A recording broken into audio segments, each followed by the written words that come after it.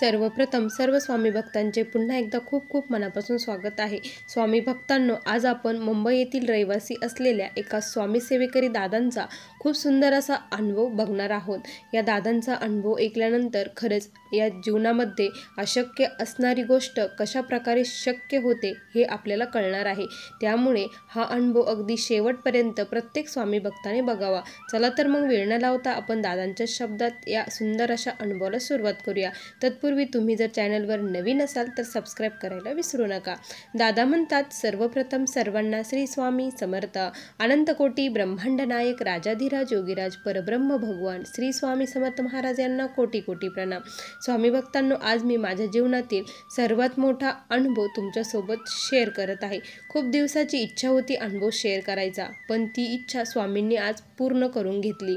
काय झालं की मी स्वामी सेवेत अजिबात नव्हतं। स्वामींची सेवा काय करतात हे देखील मला माहीत नव्हतं, पण मी दत्त भक्त होतो। दत्त महाराजांची मी खूप निष्ठेने आणि दिगंबरा दिगंबरा श्रीपाद वल्लभ दिगंबरा या मंत्राचा कायम मी जप करत असायचो। आणि आयुष्यात दुःख कधी येतात हे आपल्याला कळत नाही, दुःख सांगून येत नाही। तसंच काही माझ्या बाबतीतही झालं। माझे आई वडील हे एक्सपायर झाले। माझे लग्न झाले होते, लग्नाला जवळपास 10-12 वर्ष झाले, पण मूलबाळ संतती काही होत नव्हती। त्यामुळे खूप दत्ताची आराधना केली, डॉक्टरही चालू होते। दत्तकृपेने मला एक मुलगा झाला। मुलगा हा खूप छान होता। मुलगा झाला, मला असं वाटलं की आता मला सर्व काही मिळालं होतं। मी एका फार्मा कंपनीमध्ये जॉबला आहे। करोनाच्या काळामध्येसली ही घटना आहे।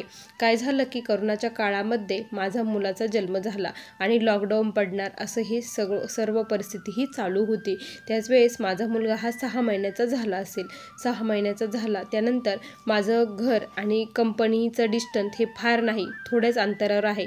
त्यामुळे मी चालतच तिकडे जात असतो। मला रोज जाताना काय व्हायचं ना की महाराजांचा स्वामींचा फोटो किंवा भिवू नकोस मी तुझ्या पाठीशी आहे, श्री स्वामी समर्थ कुठे ना कुठे काहीतरी मला दिसायचंच। आणि मग मला असं वाटायचं की मी दत्त महाराजांचा भक्त आहे आणि स्वामी हे दत्त महाराजांचेच रूप आहे, त्यामुळे मला हे दिसत असायचं। एक दिवस काय झालं की असंच गुरुवार होता, गुरुवारी मी रस्त्याने चाललो होतो। त्या दिवशी मला महाराजांचा फोटो वगैरे काहीच दिसलं नाही। मी म्हटलं की असं का बरं झालं की आज मला काही दिसलं नाही, म्हणून काही वेगळं घडणार आहे का असं अचानकच माझ्या मनामध्ये आलं। पण म्हटलं नाही, दत्त महाराज आहे ते सर्व काही बघून घेतील असं मी म्हटलं। त्यानंतर मी कामावरून घरी आलो। घरी आल्यानंतर अचानकच माझा मुलगा इतका प्रचंड रडू लागला, इतका रडत होता तो की तो रडायचा थांबतच नव्हता। जवळपास 4-5 दिवस झाले मुलगा खूप रडत होता, म्हणून आम्ही डॉक्टरकडे घेऊन गेलो। डॉक्टरांनी औषध वगैरे दिले, म्हणे काहीतरी असेल त्यामुळे दुखत असेल, औषध दिले। मग आम्ही घरी आलो, पण त्या औषधाने थोड्या वेळच तो शांत बसला, पुन्हा त्याचं रडणंही सुरूच झालं। मग डॉक्टरांनी सजेस्ट केलं की तुम्ही मोठ्या हॉस्पिटलला बाळाला घेऊन जा आणि त्याचं तिथे चेकअप वगैरे होईल।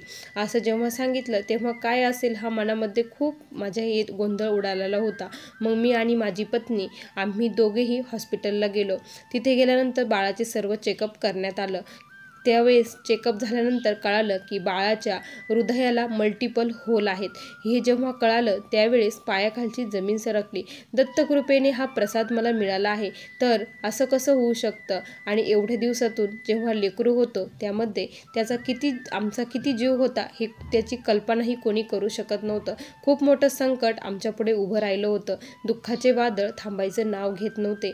काय करावं काही कळत नव्हतं। त्या दरम्यान काय झालं की माझा एक मित्र आहे, त्याला मी असंच बोललो, कारण माझं दुःख मी कुणापाशी तरी शेअर मला करायचं होतं।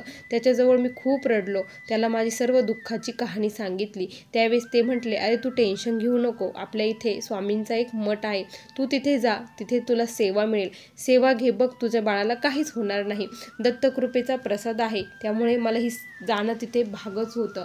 म्हणतात ना, कुठल्या कारणाने स्वामी त्यांच्या चरणाजवळ घेतील हे सांगता येत नाही। माझं हे कारण होतं की मी स्वामींच्या चरणाजवळ गेलो, त्या मठात गेलो, तिथं प्रश्न उत्तर केले आणि त्यांनी मला तारक मंत्राची सेवा दिली, दुसरेही दत्ताचा बीज मंत्रही दिला। त्यानंतर बाळाचा रोज म्हणजे त्याची दृष्ट वगैरे काढणे, त्यानंतर काही थोडेफार उतारे वगैरे दिले आणि मग आम्ही घरी आलो, सर्व केलं. सेवा सुरू झाली. 3 महिन्याचा कालावधी झाला होता. बाळाला रोज थोडं थोडं तारक मंत्राची विभूती खायला देत होतो, त्याला लावत होतो. त्यानंतर त्याचं थोडंसं तीर्थही थोडं थोडं त्याला प्यायला देत होतं. अशी ही सेवा आमची चालू होती. 3 महिने डॉक्टरांनी सांगितलं होतं की 3 महिने ट्रीटमेंट करून बघू, जर नाही काही झालं तर आपण पुढचा निर्णय घेऊया असं म्हटलं. तर मग 3 महिने ही सेवा सुरूच होती. 3 महिन्यानंतर आम्ही पुन्हा चेकअपसाठी गेलो. तिथे गेल्यानंतर मनामध्ये खूप भीती वाटत होती, खूप दडदड होत होती, पण स्वामींवरती विश्वास होता. मनामध्ये स्वामींचं नामस्मरण चालू होतं, तारक मंत्रही बोलत होतो. मी आणि माझी पत्नी पूर्णपणे स्वामींजवळ लीन झालो होतो. स्वामींची खूप आम्ही सेवा केली होती. 3 महिन्यात रात्रीचा दिवस आम्ही केला होता. कंटिन्यू नामस्मरण आम्ही करत होतो. आमच्यापासून हे बाळ हिरावून घेऊ नका, आम्हाला हे बाळ पाहिजे आहे, तुम्हीच आम्हाला हा प्रसाद दिला आहे, तर हा खोटा कसा होणार, असे असंख्य प्रश्न आमच्या मनामध्ये गोंधळ करत होते. त्या आम्हाला गुरुचरित्र पारायण देखील त्यांनी करायला लावलेलं होतं आणि गुरुचरित्र पारायण मी बोललो होतं की बाळाचे जर सर्व काही व्यवस्थित झालं, काही धोका नसेल, तर मी लगेच गुरुचरित्र पारायणाला सुरुवात करेल. आणि आम्ही चेकअप केलं. चेकअप केल्यानंतर डॉक्टर देखील आश्चर्यचकित झाले. हे कसं शक्य आहे? ही देवीच काहीतरी कृपा आहे, कारण खूप होल बाळाच्या शरीराला हृदयाला होते. ते कसे शक्य आहे? कारण रिपोर्टमध्ये सर्व काही नॉर्मल आलं होतं. बाळ एकदम व्यवस्थित झालेलं होतं. अशक्य असणारी गोष्ट शक्य झाली होती.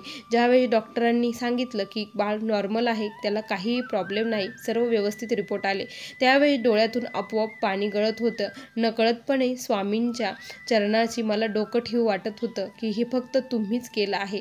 त्या दिवसापासून मी स्वामी सेवेमध्ये आलो. मी आणि माझी पत्नी खऱ्या अर्थाने स्वामींचे भक्त झालो आणि स्वामींचं एवढं वेड लागलं ना की आम्ही स्वामींशिवाय आता काही एक करू शकत नाही. प्रत्येक गोष्टीमध्ये आम्हाला स्वामीच दिसतात. आणि एक दिवस काय झालं की मी असंच स्वामींची सेवा करत होतो. सेवा करत बसलो. फार सेवा नाही, फक्त मी एक माळ स्वामींची जपत असतो आणि कंटिन्यू नामस्मरण माझं मुखामध्ये चालू असतं. त्याच वेळेस काय झालं की आता लॉकडाऊनचा काळ होता आणि दुसरेही संकट उभे राहणार होते, कारण सर्व कंपन्याही बंद पडत होत्या. कंपन्या बंद पडत, आता जॉब गेला तर काय करायचं, घर कसं चालवायचं, दुसरा काही आधार नव्हता, लगेच जर दुसरा जॉब मिळणार नव्हता. स्वामींकडे रात्रंदिवस एकच प्रार्थना करत होतो की स्वामी काही करा, पण माझी ही नोकरी जाऊ देऊ नका, कंपनी बंद पडून देऊ नका. त्यासाठी मग मी बोललो होतो की गुरुचरित्र पारायण, बाळाचे रिपोर्ट आले तर लगेच करेन. मग मी गुरुचरित्र पारायणाला बसलो. मी आणि माझी पत्नी दोघेही बसलो. गुरुचरित्र पारायण सुरू झाले. घरात खूप प्रसन्न वातावरण होतं, खूप छान वाटायचं. बाळही एकदम आनंदित होतं आणि त्या दिवसापासून आम्ही तारक मंत्राची सेवा बंद केलीच नाही, कंटिन्यू चालूच होती. गुरुचरित्र पारायणाचा माझा 3रा दिवस होता. सकाळी पाठी मी लवकर उठलो. पाठी उठून देवपूजा वगैरे केली आणि माझी रोजची सवय होती की स्वामींना गंध लावायचा. मी स्वामींच्या पूर्ण अंगाला गंध लावत असायचो आणि त्या दिवशी मला उशीर झाला, त्यामुळे मी काय केलं की गंध स्वामींच्या कपाळी लावला आणि पटपट देवपूजा करून वाचन करून मला कंपनीवरती जायचं होतं. मग मी पटपट आवरलं आणि मी काय केलं, मग पूजा वगैरे झाली, वाचायला बसलो. वाचन वगैरे झाले आणि मी स्वामींना मुजरा करण्यासाठी वरती बघितलं, स्वामींकडे बघितलं, तर मला एक आश्चर्याचा धक्का बसल्यासारखं झालं. कारण जो मी अष्टगंध लावला होता तो पूर्णपणे पांगला होता आणि अष्टगंध खालून असे स्वामींच्या म्हणजे त्या अष्टगंधातून पाणी येताना मला दिसत होतं. हे कसं शक्य आहे? मी तर फोटो स्वच्छ पुसून ठेवला होता, अष्टगंध लावला होता आणि हे पाणी कसं आहे ते तुम्हालाही दिसेल, मी पाठवलं आहे.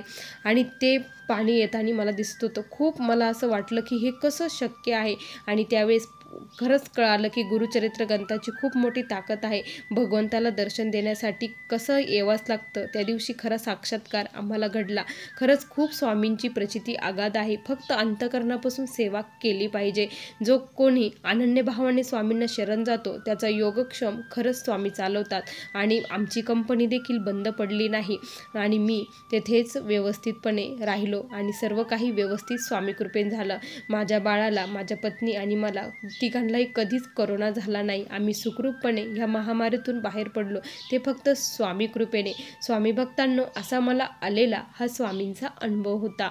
श्री स्वामी समर्थ. बघा स्वामी भक्तांनो, किती सुंदर अनुभव होता. तुम्हाला दादांचा अनुभव कसा वाटला नक्की कमेंटमध्ये कळवा. पुन्हा भेटूया अशा सुंदर अनुभवासोबत. तोपर्यंत सर्वांना श्री स्वामी समर्थ. जय जय स्वामी समर्थ. श्री गुरुदेव दत्त.